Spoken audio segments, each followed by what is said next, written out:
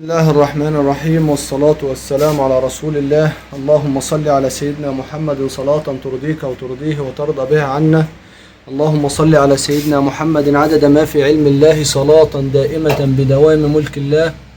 بسم الله. النهاردة رحنا لتلاجة كرياز 12 قدم زي ما انتم شايفين. تلاجة بسم الله ما شاء الله عليها، ما اتضربش فيها مفك، بس هو العميل مشكلته ان هو غلط. كانت عاملة عنده تلج على المراية هنا، تلج كثيف، وطبعا قال لك اسلك ومسك سكينه وسلك بيها وراح خارم الخرم الصغير ده.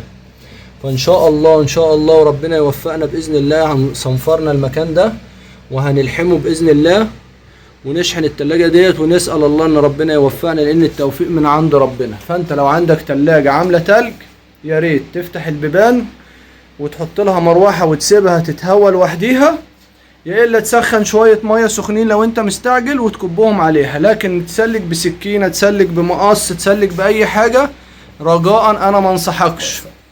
وهو المقص اهو اللي الشيخ سلك بيه، والحمد لله قدر الله ما شاء فعل. بس احنا بننصح الناس وبنقول لهم من هنا اهو يا جماعه بلاش حد يسلك بسكينه او بمقص. فالحمد لله على كل شيء. ويا ريت لو عندك تلاجة فيها مشكلة، تلاجة قرفاك في حياتك، يا ريت تتصل على 010-33-34-790. معاكم ماهر الفلسطيني لإصلاح وصيانة الثلاجات وغرف التبريد.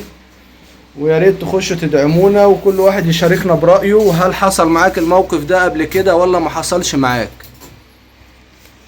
انا دلوقتي يا جماعة زي ما انتم شايفين، دلوقتي لحمنا المكان الخرم اللي كان موجود هنا، صنفرنا ونضفنا ولحمنا، ونسأل الله ان شاء الله ربنا يوفقنا بإذن الله واللحام ده يظبط، عشان هو جاي في حتة خطيرة قوي، وان شاء الله ربنا يسترها معانا. فيا ريت لو عندك تلاجة بتعمل تلج، تلاجة فيها مشكلة، يا ريت ما تسلكش بسكينة ولا تعمل اي حاجة. تتصل على 010-33-34-790. معاكم ماهر الفلسطيني لإصلاح وصيانة الثلاجات وغرف التبريد. برضو عوزت تستفسر على اي معلومة، على اي مشكلة، على اي حاجة مقابلاك، انا تحت امرك في اي وقت. رجاء ما تحاولش تعمل اي حاجة في تلاجتك من غير ما تستشير بيها اي فني. مش لازم ماهر الفلسطيني، اي فني، المهم ما يضرش تلاجتك ولا تأذي نفسك، لان التكلفة عالية والاصلاح بقى غالي الايام ديت، وربنا يسترها علينا ان شاء الله.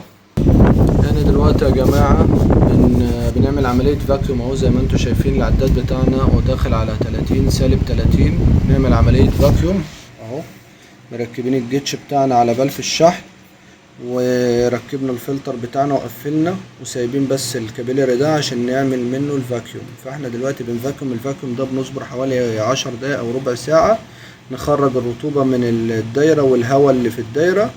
بعد كده ان شاء الله هنطبب ونشحن ونوريكم ان شاء الله التلاجة وهي مشحونة بعد لحام المراية اللي تحت، ونسأل الله ان ربنا يوفقنا ان شاء الله. فانت لو عندك تلاجة فيها مشكلة، فيها اي عطل، فيها اي حاجة، يا ريت ما تتصرفش انت، يا ريت تستشير حد او تتصل بفني تسأله، او تجيب فني يصلحها لك. مش مهم تخسر حق كشف، بس احسن ما تخسر تكلفة اكبر من اللازم. فيا ريت لو عندك مشكلة في أي حاجة، يا ريت تتصل على رقم 010-33-34-790. معاكم ماهر الفلسطيني لإصلاح وصيانة الثلاجات والتكييف في الغاز وغرف التبريد. وأي معلومة تحبوا تستفسروا عنها أنا تحت أمركم. كل الوجه اللي بس يا ريت تخش تكتب في التعليقات اللهم صل على سيدنا محمد صلاة ترضيك وترضيه وترضى بها عنا يا الله. الحمد لله دلوقتي تم الشحن بنجاح. ادينا شحنا التلاجة الحمد لله وقفلنا، وادي اللحام بتاعنا جوه. يا ريت حد ينور لي كده. ادي الحمد لله شحنا، وادي البتاع تلج اهوت ما شاء الله عليه تلج، ولحمنا الخرم اللي كان هنا والحمد لله ربنا وفقنا. بسم الله ما شاء الله على الفليزر، زي ما انتم شايفين بيخرج بخار ازاي. بسم الله ما شاء الله ولا قوة الا بالله. الفليزر بتاعنا شبر وبقى بسم الله ما شاء الله. وديت كانت مشكلة بسيطة والحمد لله حليناها بفضل ربنا. فيا ريت اي حد يبقى عنده مشكلة او اي حاجة، يا ريت يتصل على رقم 010-33-34 790. معاكم ماهر الفلسطيني لإصلاح وصيانة الثلاجات والديب فريزر. وأي استفسار يا جماعة احنا تحت أمركم في أي وقت. والسلام عليكم ورحمة الله وبركاته.